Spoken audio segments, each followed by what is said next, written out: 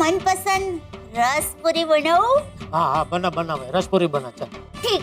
ઉનાળાની ઋતુમાં ગુજરાતીઓનું પ્રિય ભોજન એટલે રસપુરી.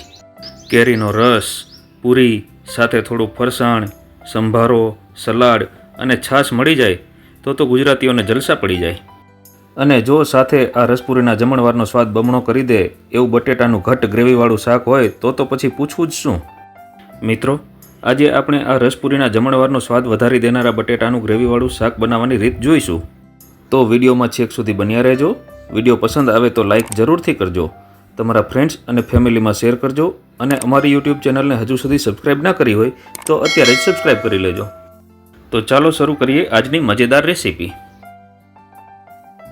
બટેટાનું ગ્રેવીવાળું શાક બનાવવા માટે આપણે સૌપ્રથમ બટેટાને ધીમા ગેસ ઉપર 7 થી 8 મિનિટ માટે કુકરમાં બાફી લઈશું. કુકર ઠંડુ થયા પછી કુકરનું ઢાંકણ ખોલીને બધા બટેટાને કુકરમાંથી બહાર કાઢી લઈશું. હવે આ બધા બટેટાની છાલને આપણે કાઢી લઈશું.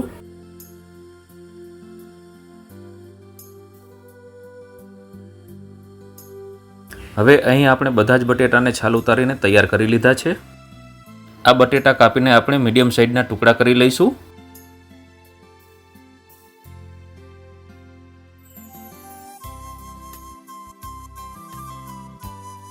બધા જ બટેટાને કાપીને મીડિયમ સાઇઝના ટુકડા કરી લીધા છે. હવે આપણે ગેસ તરફ જઈશું અને ગેસને ચાલુ કરીશું. ગેસ ઉપર એક કઢાઈ મૂકીશું. કઢાઈમાં 2 થી 3 ચમચા જેટલું તેલ ઉમેરીશું અને તેલને ગરમ થવા દઈશું.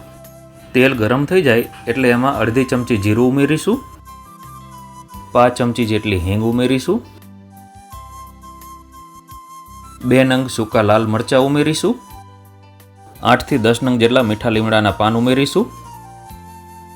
હવે આ બધું થોડી વાર માટે સાંતળી લઈશું.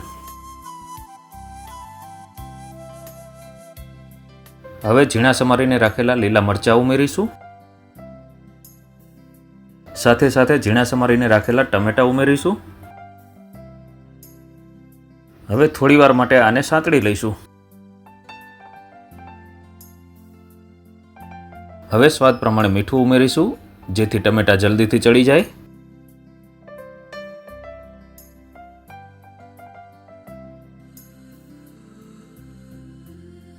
હવે અહીં તમે જોઈ શકો છો કે તેલ સરસ મજાનું છૂટું પડી રહ્યું છે અને આપણા ટમેટા પણ સારી રીતે ચડી ગયા છે. હવે આ ટમેટાને આપણે ચમચાની મદદથી આવી રીતે થોડા થોડા મેશ કરી લઈશું.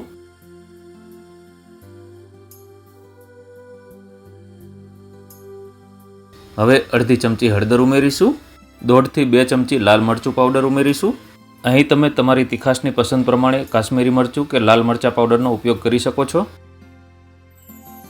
1 ચમચી ધાણા જીરું પાવડર ઉમેરીશું. હવે આ બધા મસાલાઓને સારી રીતે મિક્સ કરી લઈશું. હવે તમે જોઈ શકો છો કે મસાલામાંથી તેલ સારી રીતે છૂટું પડી રહ્યું છે.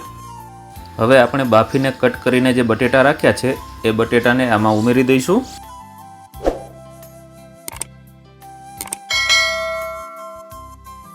હવે બટેટાને બધા મસાલા સાથે સારી રીતે મિક્સ કરી લઈશું.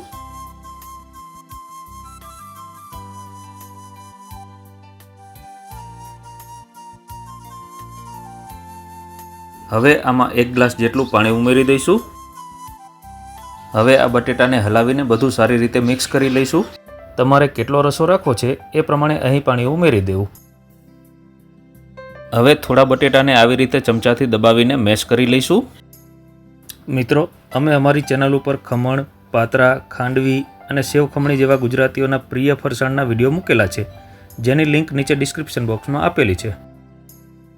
હવે આ ગ્રેવીમાંથી તેલ છૂટું પડે ત્યાં સુધી આને રહેવા દઈશું અને વચ્ચે વચ્ચે થોડી વાર હલાવતા રહીશું.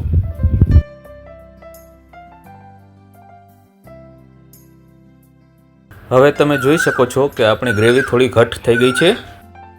હવે સ્વાદ પ્રમાણે મીઠું ઉમેરીશું. હવે અડધી ચમચી ગરમ મસાલો ઉમેરીશું. હવે બધું જ સારી રીતે મિક્સ કરી લઈશું. અહીં તમે તમારી પસંદ અને જરૂરિયાત પ્રમાણે ઘટ્ટ ગ્રેવી રાખવા માટે પાણીની માત્રા એ મુજબ રાખી શકો છો. હવે આ ગ્રેવીમાંથી તેલ છૂટું પડવા લાગે ત્યાં સુધી 5 થી 7 મિનિટ સુધી ઉકળવા દઈશું. હવે ઝીણી સમારીને રાખેલી કોથમીર ઉમેરી દઈશું. હવે બધું જ સારી રીતે મિક્સ કરી લઈશું. જેના વગર ગુજરાતીનું ભોજન અધૂરું કહેવાય એવા કોબીજના સંભારાનો વિડીયો અમારી ચેનલ ઉપર મૂકેલો છે. હવે આપણું ગ્રેવીવાળું બટેટાનું શાક બનીને તૈયાર થઈ ગયું છે. ગેસને બંધ કરી લઈશું અને શાકને નીચે ઉતારી લઈશું. હવે પૂરી બનાવવા માટે લોટ બાંધી લઈશું. લોટમાં સ્વાદ પ્રમાણે મીઠું ઉમેરી દઈશું. 2 ચમચા જેટલું તેલ ઉમેરી દઈશું.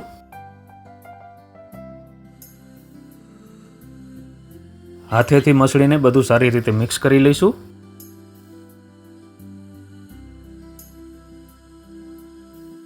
હવે થોડું થોડું પાણી ઉમેરીને પૂરી માટેનો કઠણ લોટ બાંધી લઈશું.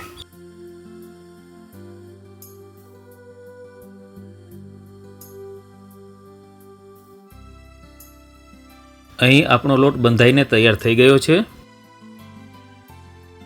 હવે થોડું તેલ નાખીને આ લોટને આપણે ચીકવી લઈશું.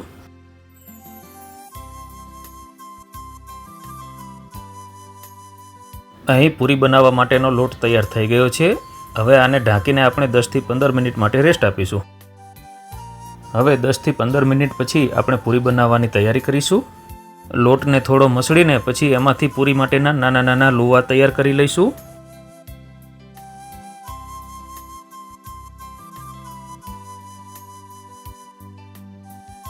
આવી રીતે આપણે પૂરી માટેના બધા લુવા તૈયાર કરી લઈશું.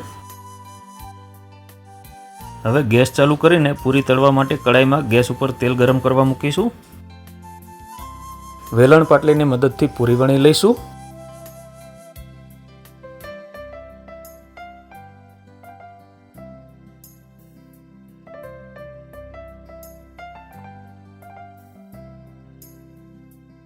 હવે તેલ ગરમ થઈ ગયું છે. એમાં વણેલી પૂરી ઉમેરી દઈશું અને પૂરીને પલટાવીને તળી લઈશું.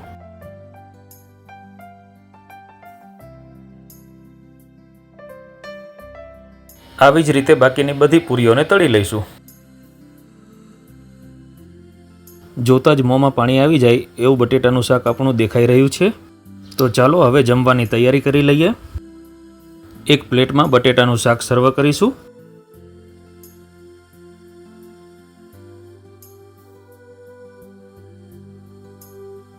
જુઓ મિત્રો, રસોઈયા મહારાજે બનાવેલું હોય એવું ગ્રેવીવાળું બટેટાનું શાક બનીને તૈયાર થઈ ગયું છે ને.